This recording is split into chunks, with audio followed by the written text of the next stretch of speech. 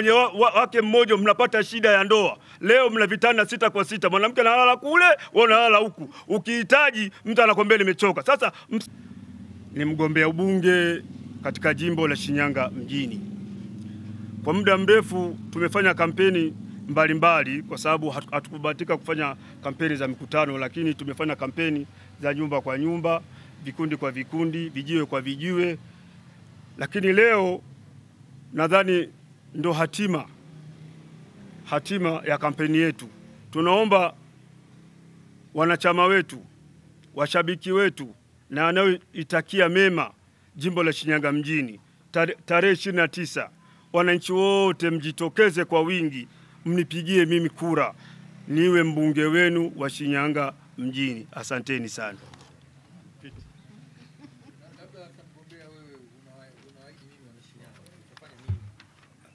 Asante sana. Mambo nilokuwa nazungumza ni mengi sana, lakini kuna mambo kama matatu ambayo nilikuwa niwafahamishe umma.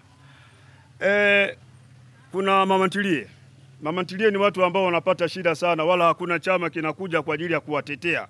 Lakini mimi nimeahidi kwamba pindi nitapochaguliwa, mimi baada ya miezi mitatu kuingia bungeni, kila mmoja nitamnunulia mfuko wa ngano bure. Hiyo ni moja. Lakini la pili, kuna wakina dada na wakina baba. Taanza wakina dada.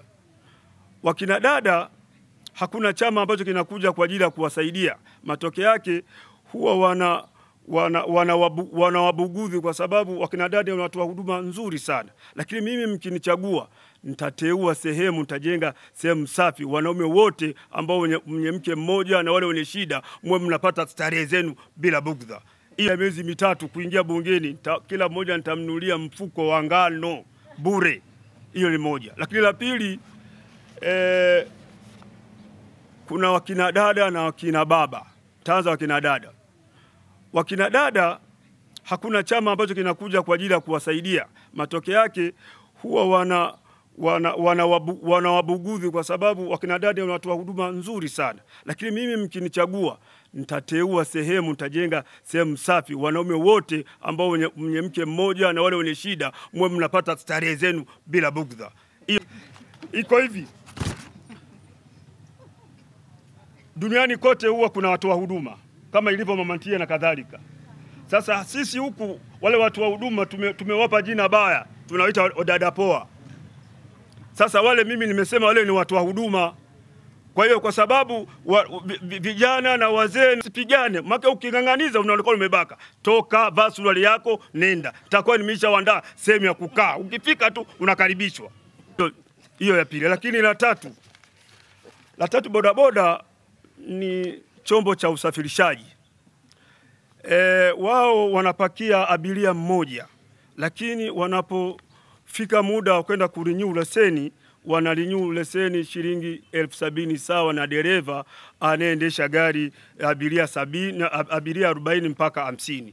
Mimi nikiingia mkaniingiza katika lile jengo la Dodoma, nitapigania mpunguziwe bei, mrenew leseni kwa shilingi 10,000 tu, kwa sababu sio usawa wewe dereva wa bodaboda na dereva wa gari kubwa mrenew sawa.